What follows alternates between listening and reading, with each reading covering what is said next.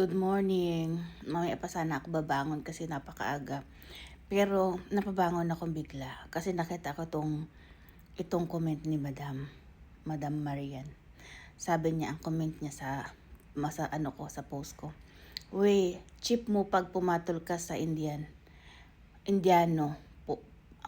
Amoy putok na nga." Grabe naman siya, ang linis. Ang linis mo naman, ma'am. Actually, talagang yung comment niya, minsan, may mga comment talaga dyan sa mga comment section, may mga comment talaga dyan siya na mga nakakapikon, sobrang lilinis, judgmental. Pero sa kabilang side, mauunawaan mo rin siya. Bakit? Kasi dati, judgmental din ako. Isinusuka ko ang lahi ng asawa ko, ganun. Yung ibig ko sabihin, minsan kasi, syempre, tulad noon, ako makapilipino din ako, kasi nga, di ba, yung asawa ko, unang jowa ko siya, at last na ibang lahi, di ba? Naging jowa ko na pangasawa ko na. Dati kasi, sabi ko rin sa mga kaibigan ko, ano ba yan? Ba't pumapatol kayo sa mga Indiano, sa mga chururut na ibang lahi, ganyan-ganyan. So, syempre, 'di ba, kasi wala tayong idea. Kasi ang tingin ng iba is general na kaagad nila. Sinasabi nila na mabaho, may putok. Hindi naman pare-parehas. Kasi may by level din 'yon. Oh. Talaga lang sa kanila hindi uso ang maligo. Charot lang. Pero, uy, ang taba ko, namamaga ako, malapit na kasi ako manganak. Namamaga na ako. Tawag dito. Hindi, pero ito ang masasabi ko to, yan, magsiseryoso na ako ngayon. Madam, hindi cheap. Cheap ka kung pamatol ka sa Indiano na ikaw ang bubuhay. Kahit kaninong lalaki. Pag pumatol ka kahit sa kaninong lalaki, kung ikaw ang bubuhay, ikaw ang magpo-provide, cheap ka. Pero ako ito, dahil syempre, nagkaroon din naman ako ng mga Pinoy. Hoy, walang sinabi ang mga Pinoy sa i-bash na ako ng mga Pilipinong lalaki. Totoo, hindi naman lahat. Sige, let's say 50%.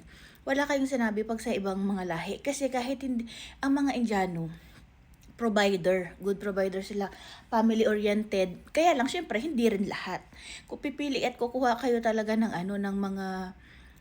tawag dito, kukuha at pipili kayo talaga ng yung responsible na tao. At saka yung tututuhanin kayo, yung mapagmahal ng mga chulurot, ganun.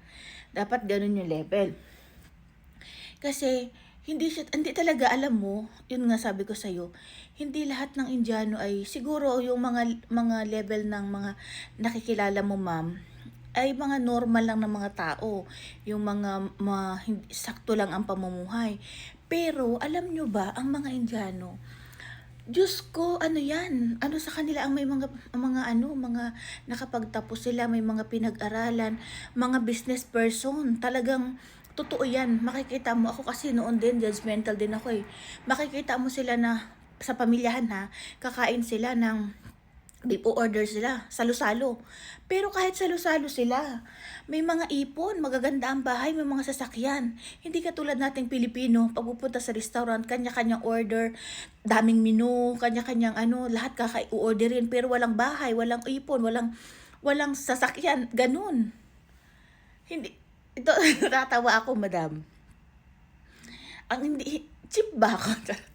Natatawa ako. Okay. Alam mo ba, sa lahat sa daming ibinato ng Panginoon ni Papa Jesus sa lupa, ng blessing, na magkaroon ng blessing ng asawa na maayos, isa ako doon.